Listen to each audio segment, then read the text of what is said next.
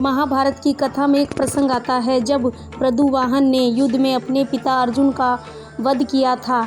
अर्जुन ने द्रौपदी और सुभद्रा के अलावा 2 अन्य विवाह और किए थे। एक नाग कन्या उल्फी से, जिससे कि पुत्र अरावन पैदा हुआ था, जिसने महाभारत के युद्ध में स्वयं अपनी स्वेच्छा से बलि दी थी, तथा दूसरा विवाह किया था मणिपुर की राजकुमारी चित्रगदा से, जिससे कि पुत्र प्रद्युवाहन पैदा हुआ था, जिसने युद्ध में स्वयं अपने पिता का वध किया था। ये विस्तार से जानते हैं आखिर क्यों किया प्रद्युवाहन ने अपने पिता अर्जुन का वध और अर्जुन कैसे पुनः जीवित हुए। महाभारत युद्ध में भीष्म पिता की मृत्यु से युधिष्ठिर को बहुत ही दुख हुआ था तथा महर्षि वेदव्यास और श्री कृष्ण ने उन्हें समझाया और धर्म पूर्वक शासन करने के लिए कहा। शोक निवारण के लिए महर्षि वेदव्यास ने युधिष्ठिर से अश्वमेध यज्ञ कराने के लिए भी कहा तथा युधिष्ठिर ने कहा कि इस समय राज्य कोष खाली हो चुका है।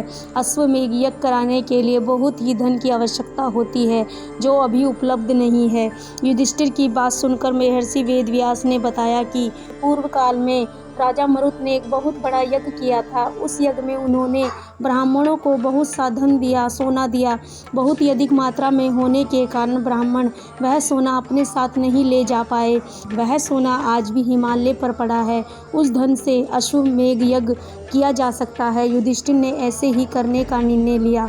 महर्षि वेदव्यास के कहने पर पांडव हिमालय गए और वहां राजा मरुत के धन को प्राप्त कर लिया। उस धन को ढोने के लिए पांडव बहुत से हाथी घोड़े वह सोना ले आए थे। उनकी संख्या इस प्रकार है: 8,000 ऊँट, 1,20,00,000 घोड़े, 1,00,000 हाथी रथ और हाथी रथ वह छकड़े। इसके अलावा गधे और मनुष्य के तो गिनती ही नहीं थी। इस प्रकार इतना सारा धन पांडव हस्तिनापुर ले आए। अर्जुन को बनाया था यज्ञ के घोड़े का रक्षक। पांडव ने शुभ मुहूर्त देखकर यज्ञ का शुभारंभ किया और अर्जुन को रक्षक बनाकर घोड़ा छोड़ दिया गया। वह घोड़ा जहाँ भी जाता अर्जुन उसके पीछे जाता। अनेक राजाओं ने पांडवों की अधीनता स्वीकार कर ली। वहीं कुछ ने मैत्रीपूर्ण संबंधों के आधार पर पांडवों को कर देने की बात मान ली। किरात, मलेच्छ व यमन आदि देशों के राजाओं ने यज्ञ के घोड़े को रोक लिया। तब अर्जुन ने उनसे युद्ध करा और उन्हें पराजित कर दिया। इस तरह विभिन्न देशों के राजाओं के साथ अर्जुन को कई बार युद्ध करना पड़ा। यज्ञ का घोड़ा घूमते घूमते मणिपुर पहुंच गया। यहाँ की राजकुमारी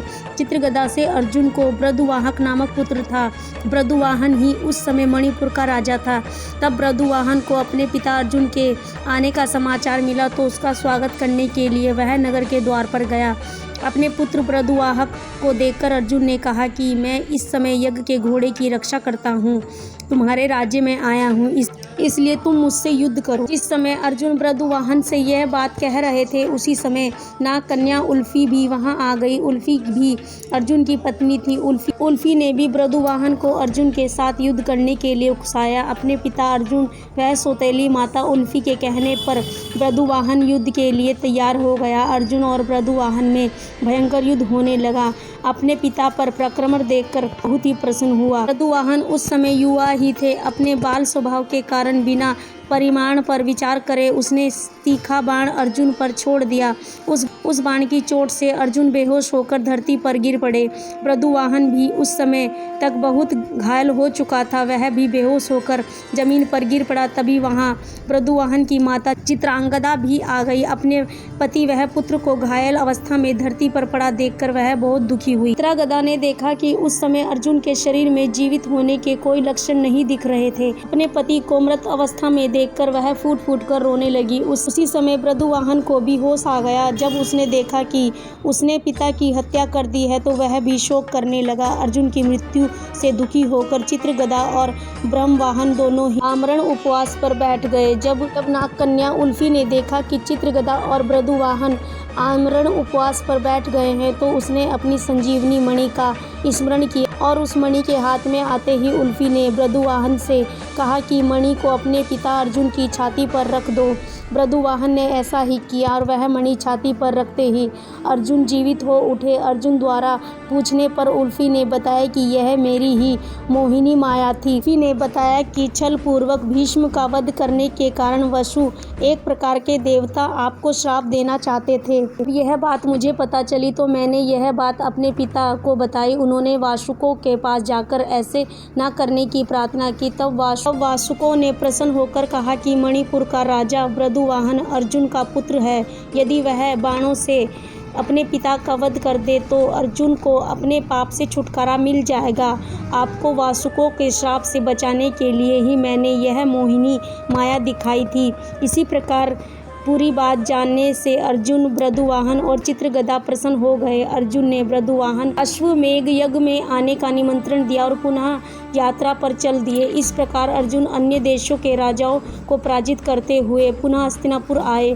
अर्जुन के आने की खबर सुनकर युधिष्ठिर भी पांडव व श्री कृष्ण बहुत प्रसन्न हुए। तब समय पर उचित स्थान देखकर यज्ञ की भूमि का चयन किया गया। शुभ मुहूर्त से यज्ञ प्रारंभ किया। यज्ञ को देखकर दूर दूर से राजाएं महाराजा आए और पांडव ने सभी का उचित आदर सत्कार किया। ब्रदुवाहन, चित्रगदा और उल्फी भी यज्ञ में शामिल हो गए। यज्ञ संपूर्ण होने पर युधिष्ठिर ने पूरी धरती ब्राह्मणों को दान कर दी।